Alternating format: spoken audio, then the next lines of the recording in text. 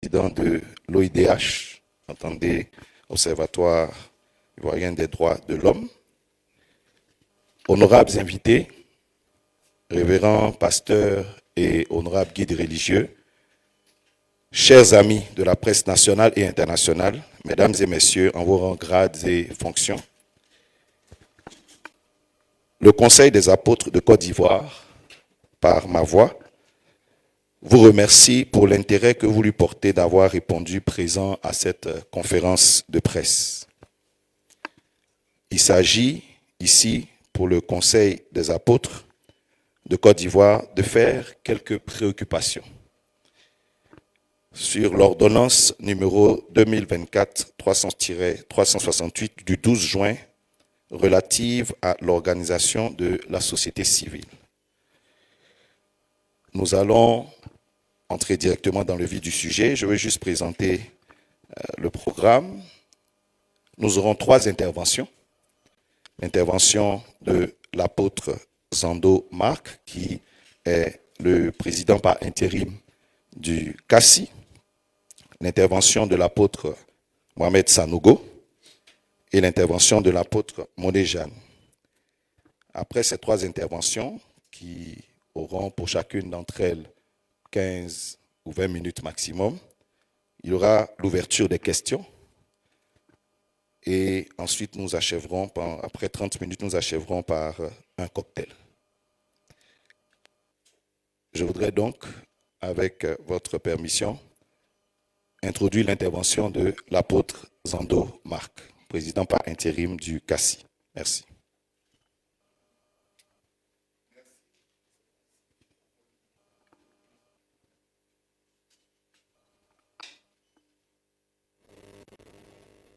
C'est ça. Merci, chers invités. Merci, chères autorités. Merci, chers amis de la presse. Merci, serviteurs et servantes de Dieu. Donc, par cette conférence de presse, le CACI voudrait simplement apporter sa contribution à la mise en place d'un cadre juridique qui soit adapté et applicable pour les organisations culturelles en Côte d'Ivoire. Et cette contribution nous amène à soulever certaines préoccupations que nous voulons voir prises en compte par l'autorité pour une meilleure gestion des associations culturelles. Donc, nous sommes vraiment dans une dynamique d'apporter notre contribution et nous avons grand espoir que l'autorité compétente pourra écouter afin de prendre les aménagements nécessaires qui permettront au cadre qui sera établi d'être applicable, effectif et permettant la vie non seulement de l'Église, mais de toute association culturelle de se dérouler dans cet état de paix, cet état de liberté qui a caractérisé la Côte d'Ivoire depuis 1960. Et dans ce cadre-là, nous avons, pour aller directement, 8 points qui nous préoccupent, qui sont relatifs donc à l'ordonnance qui a été prise, l'ordonnance 2024-368 du 12 juin 2024, qui normalement doit être ratifiée par une loi qui devrait être prise en mars. Et donc, vu l'urgence, on a voulu faire une conférence de presse pour entamer des discussions éventuelles avec nos autorités. Donc, nos préoccupations sont au nombre de 8. D'abord, la méthode d'adoption.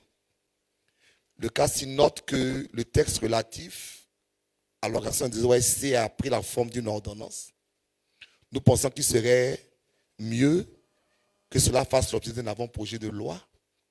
L'avant-projet de loi permet une plus vaste consultation des différents acteurs et cela résulterait d'un texte qui serait beaucoup plus en ligne avec les réalités des OSC dans ce pays. La seconde chose, c'est que, et c'est quelque chose que nous avons depuis le texte sur les associations en 1960 qui nous réjouit actuellement, c'est que nous qui sommes dans les associations culturelles, nous savons qu'une association est une association.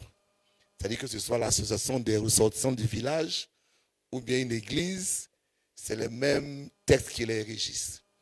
Et donc, nous pensons qu'il est important, puisque nous sommes en train de faire évoluer notre cadre juridique, qu'il y ait une loi spécifique pour les organisations cultuelles, compte tenu de leur spécificité. Le troisième point est relatif à la promotion du genre. Le texte, en son état, en l'article 30, impose la promotion du genre dans les organes des OSC. Vous savez, le terme genre, aujourd'hui, est un terme polysémique. Ça veut dire qu'on peut lui donner la sémantique. Et on sait qu'il y a des pays où il y a 3, 4, 5 genres, 6 genres. Donc, en tant qu'organisation culturelle, nous sommes un peu préoccupés. Nous pensons que la notion de genre doit être précisée. Car un texte de loi, quand il est pris, il n'est pas là pour 1 ou 2 ou 3 ans, mais là pour une longue durée. Il ne faudrait pas que les organisations culturelles en général et les églises en particulier soient confrontées à des dilemmes quant à l'identité sexuelle des personnes qu'elles marient, par exemple, ou soient confrontées à des plaintes quand, pour des raisons éthiques et de croyances, certains sacrements sont refusés à des personnes. Il y a le quatrième point, c'est sur les dons et legs.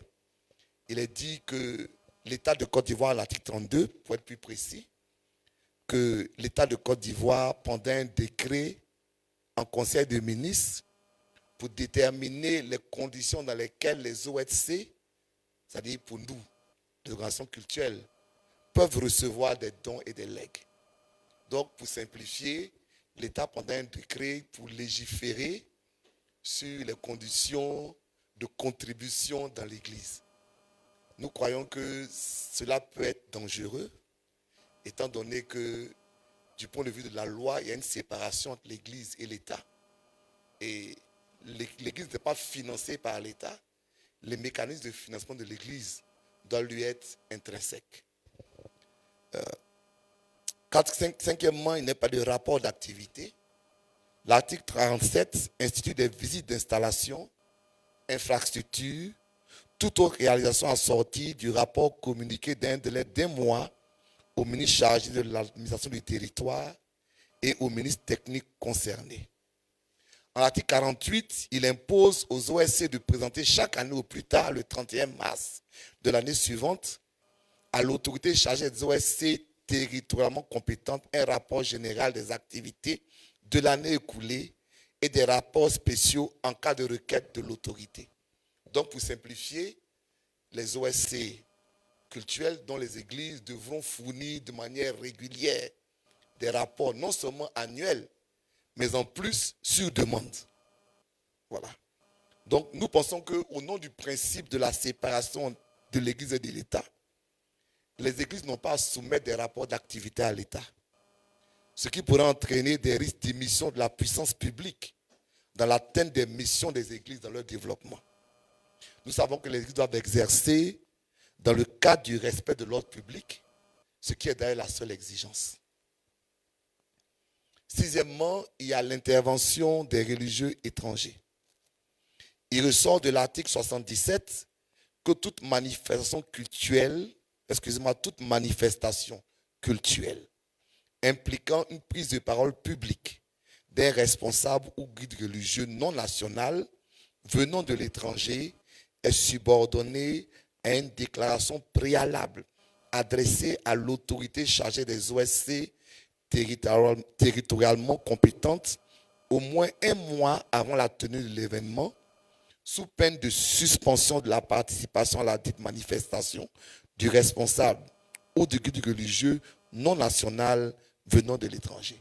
Bon, pour dire ça en termes très simples, chaque fois qu'on voudrait inviter un orateur de l'étranger, il faudrait 1 mois à l'avance faire une demande au ministère concerné, à l'autorité concernée, qui doit approuver sa venue.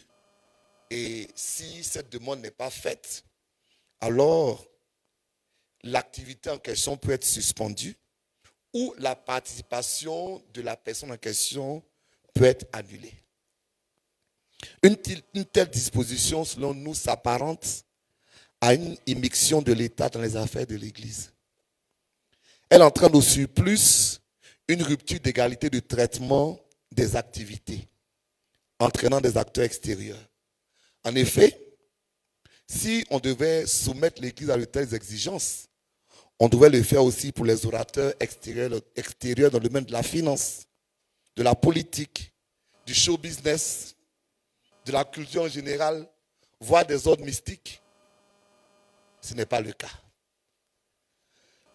Au demeurant, cet article 77 constitue une atteinte à la liberté d'expression garantie d'une part par la Déclaration universelle des droits de l'homme en son article 19 qui dispose: tout individu a le droit à la liberté d'opinion et d'expression, ce qui implique le droit à la liberté, du moins ce qui implique le droit de ne pas être inquiété pour ses opinions et celui de chercher, de recevoir et de répondre. Et cet article précise sans considération de frontières. Sans considération de frontières, les informations, les idées par quelque moyen d'expression que ce soit. Cet article est repris de la Constitution ivoirienne dans son article 19 alinéa 1 qui dispose la liberté de penser, la liberté d'expression, notamment la liberté de conscience, d'opinion philosophique et de conviction de religieux ou de culte sont garanties à tous. Chacun a le droit d'exprimer et de diffuser librement ses idées. 7e point, distance entre lieux de culte. L'article 79 impose une distance minimale entre les lieux de culte. Je pense que c'est 1 kilomètre. Une mesure jugée discriminatoire. Le mot discriminatoire est dit ici parce que comme interlatin n'existe pas pour les maquis, donc on se demande la nécessité d'interlatique pour les églises. Donc c'est pourquoi on parle de nous nous sentons discriminés par cet article. Et sans base légale solide. Elle implique, cette disposition, donc, une rupture d'égalité. La contrainte de distance n'était pas imposée pour tout type d'activité. Tout le monde est égaux devant la loi. Donc, 8e, dissolution des associations culturelles. Donc, en l'article 22 du texte, il est dit que l'autorité compétente pour prononcer la dissolution du OSC en général, c'est le Conseil des ministres. Mais l'article 86 précise que pour une association culturelle, cette dissolution peut être faite par arrêté ministériel du ministre en charge des cultes. Donc, il y a encore une inégalité dans le même texte. C'est-à-dire, d'un côté, une dissolution qui est prise par conseil des ministres, mais pour les églises, je simplifie, excuse-moi de simplifier pour les églises, parce que nous représentons les églises ici. Cette décision peut être prise par simple décision du ministre en charge des cultes. Bon, une loi est là pour le long terme. La loi de 1960 nous a géré jusqu'en 2023. Ça veut dire que cette disposition met l'Église à la merci, excusez-moi l'expression, d'un gouvernement, même pas celui-ci, parce que nous, on n'a aucun problème avec ce gouvernement, bien au contraire. Mais ça veut dire qu'un texte comme ça, dans 20 ans, dans 15 ans, dans 30 ans, un ministre seul peut fermer une église. Donc nous considérons que c'est quelque peu préoccupant. En conclusion, les pasteurs membres de la plateforme du Conseil des apôtres se rendent disponibles pour une large concertation visant à enrichir le texte de manière à le rendre plus opérationnel. Ils expriment leur désir, j'allais dire leur vif désir si possible, de poursuivre les échanges avec les autorités compétentes, tout en se réjouissant des efforts du gouvernement pour mieux régir la vie des associations cultuelles. Le CACI appelle à l'élaboration d'un texte spécifique pour les organisations religieuses, respectant leurs particularités spirituelles et leur indépendance vis-à-vis de l'État. Je vous remercie.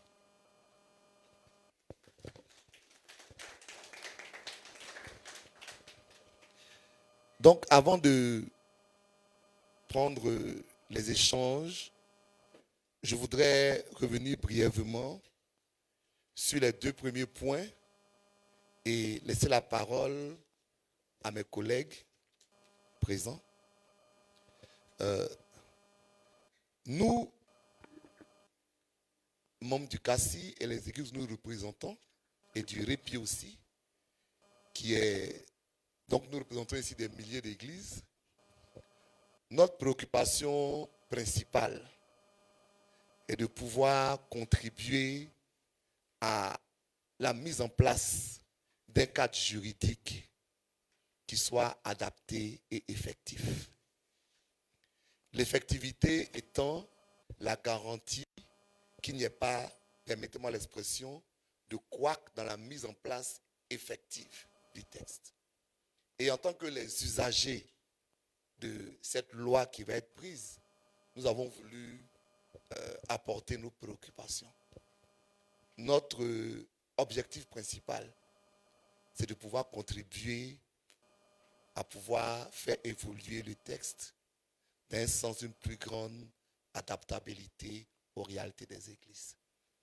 Et ayant dit ça, je vais laisser la place maintenant à OK.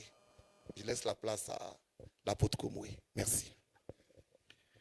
Merci à l'apôtre Zando pour son intervention.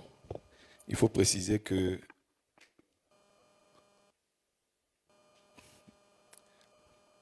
voilà, nos journalistes sont priés de se disposer, de s'installer, de sorte à ne pas empêcher le public de voir, notamment nos autorités.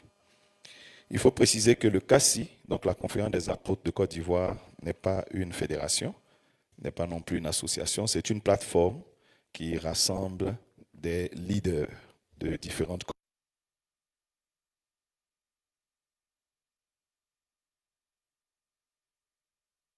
comment conduire, je pourrais dire, la mission apostolique de l'Église en Côte d'Ivoire. Après l'intervention de l'apôtre Zando Marc, nous allons avoir maintenant l'intervention de l'apôtre Mohamed Sanogo. Donc l'apôtre Monéjane. Merci.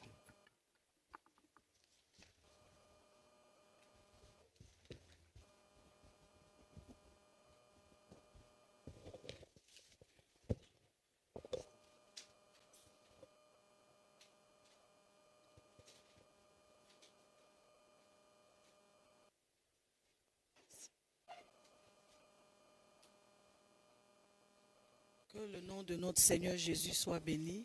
Bonsoir à tous.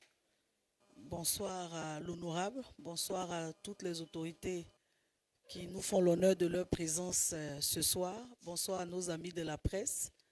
Bonsoir également à tous les collègues pasteurs qui sont dans la salle.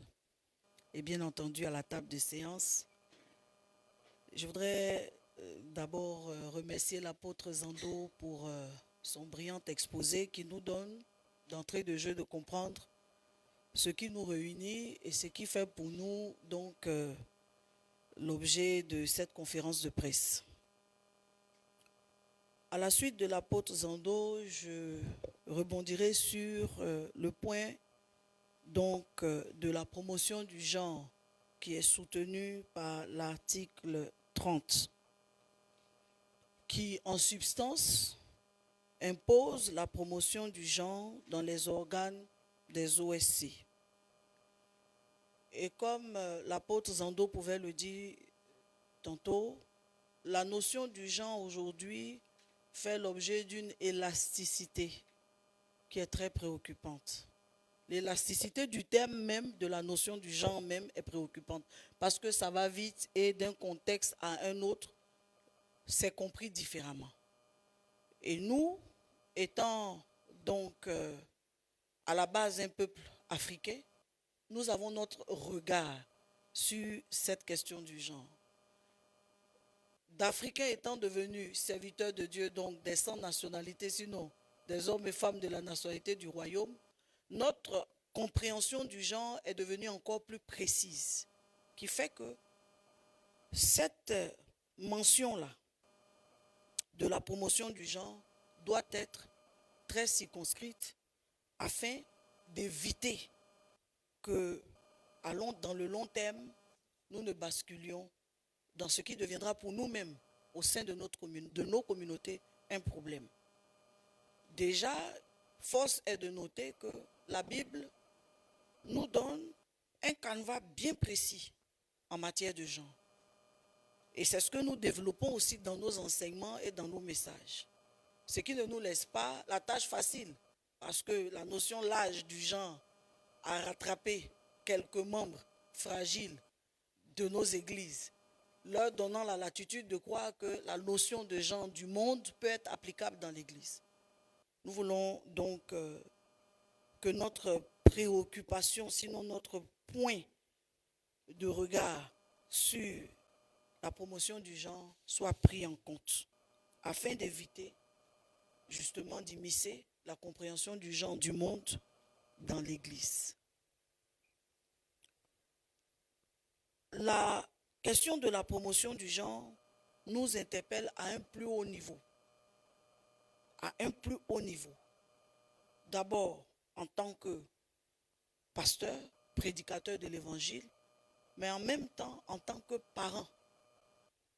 Et à ce titre-là, nous demandons aux autorités compétentes de prendre en compte cela comme un point majeur de notre volonté de participer aux discussions pour qu'une loi élaborée puisse être convenable à tous.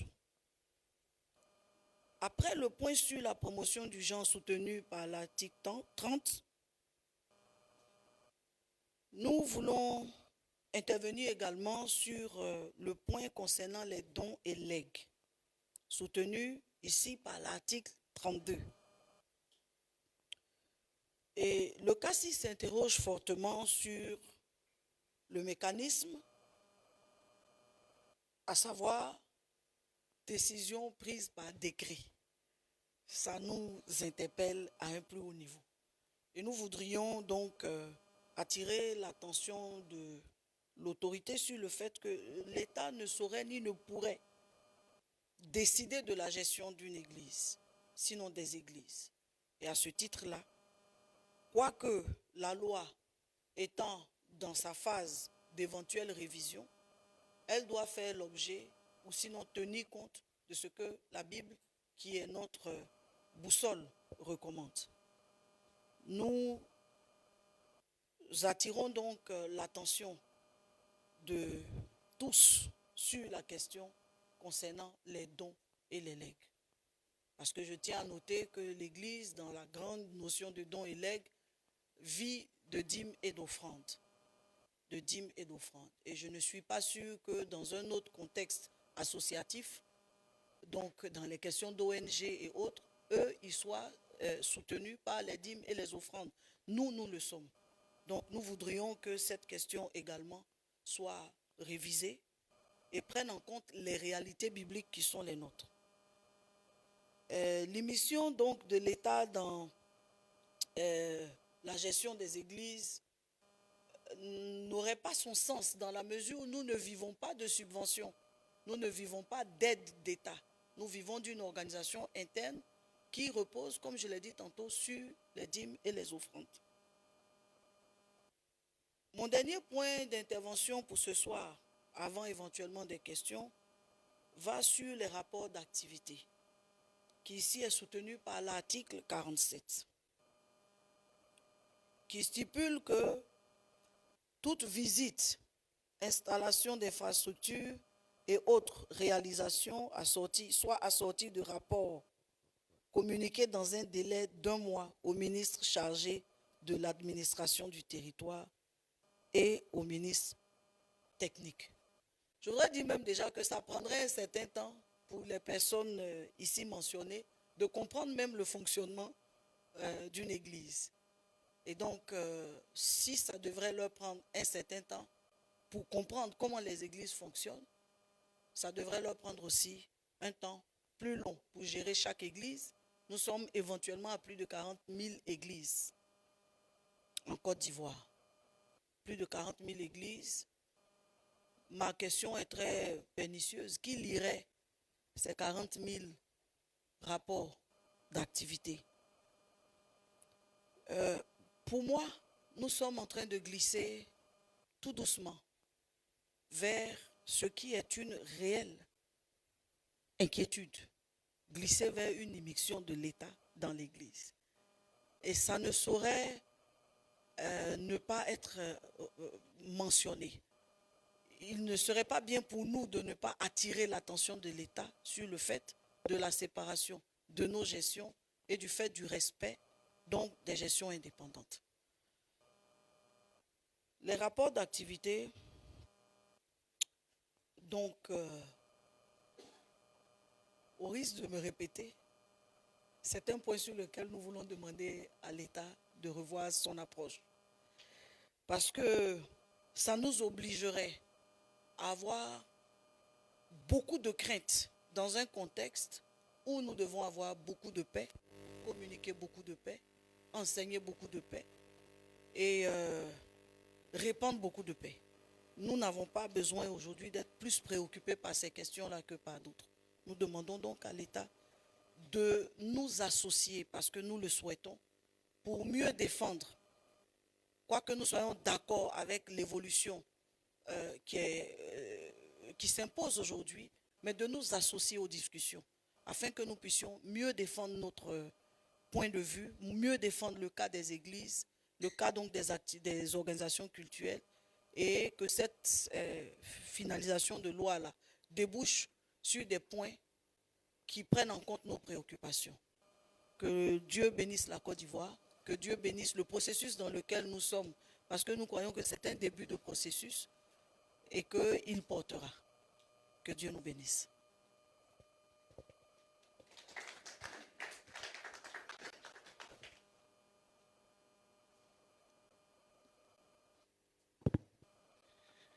Après donc l'intervention de l'apôtre Monet, nous allons avoir la dernière intervention de ce soir. Il s'agit de celle de l'apôtre Mohamed Sanogo. Alors, que la grâce et la paix du Seigneur soient avec chacun d'entre vous. Comme mes prédécesseurs ont salué, je salue en tout cas toutes les autorités présentes, honorables, et tous nos organes de la presse et les pasteurs. Alors, vous voyez, une organisation cultuelle, et là ce que je dis c'est tout aussi vrai pour toutes les religions, commence par un message d'une foi, une croyance. Et elle ne peut pas contraindre un citoyen d'adhérer ou de ne pas adhérer. Donc lorsqu'une personne vient dans une église, c'est un choix volontaire. C'est un choix volontaire de venir dans une église. Donc si nous disons que nous croyons en, je donne comme ça, deux genres. Lorsqu'on dépose nos statuts, nos croyances sont mentionnées. L'État doit s'arrêter à voir. Vous êtes autorisé à nous donner l'autorisation. Vous regardez les textes. Si nous sommes convenables avec les textes de l'État, on est autorisé à fonctionner.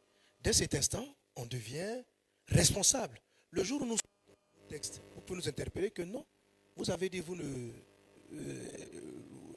respectez. Voilà. Donc l'État doit veiller à ce que notre croyance ne vienne pas entraver l'ordre public. Si dès l'instant où nos croyances n'entravent pas l'ordre public, il devient vraiment, vraiment très malsain de vouloir attaquer la croyance. Parce que nous dire que laisser un texte comme ça, bon, pour revenir un peu sur le genre, ça peut laisser demain, donc accepter un texte en l'état, sans le réviser, ça peut laisser demain qu'on va attaquer directement la croyance, la foi de nos textes. Est-ce que c'est cela que l'État, le gouvernement suppose? Alors, on croit que non, parce que la Côte d'Ivoire a l'avantage d'avoir une population de grands croyants. Alors, un texte pareil va ouvrir la brèche à toutes sortes de choses et il est important. Voilà. Et cela m'amène aussi à l'invitation des religieux étrangers. C'est la même chose. L'État doit écouter ce que nous faisons. Si les propos d'une personne sont contraires aux statuts, à nos règles, c'est-à-dire nos règles pour être validées ne doivent pas déranger l'ordre public.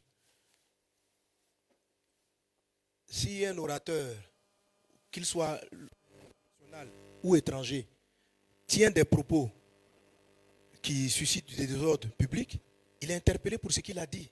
En quoi est-ce qu'on doit demander, pourquoi on doit demander une intervention, un accord préalable? Nous sommes garants de ce sur quoi nous sommes engagés dans nos statuts. Nos statuts respectent la société, l'ordre civil, et c'est la raison pour laquelle nous avons des agréments et nous sommes agréés à fonctionner. Nous devenons donc responsables de ce que nous disons et des personnes qui interviennent sur nos chairs. Donc, c'est à nous de faire la police, de les arrêter s'ils sont en train de dire autre chose que ce que nous avons déclaré à l'État. Maintenant, pourquoi il faudra maintenant demander un mois en avance, pour que l'État même fasse le contrôle? Bon, vraiment, c'est comme infantiliser l'Église, infantiliser les personnes. Vous n'êtes pas capable vous-même de savoir si vos textes vont déranger la société ou pas. La Côte d'Ivoire a l'avantage d'être un pays où les églises, l'islam, les religions se respectent énormément. Par la grâce de Dieu, chaque fois qu'il a fallu avoir une crise, les hommes de Dieu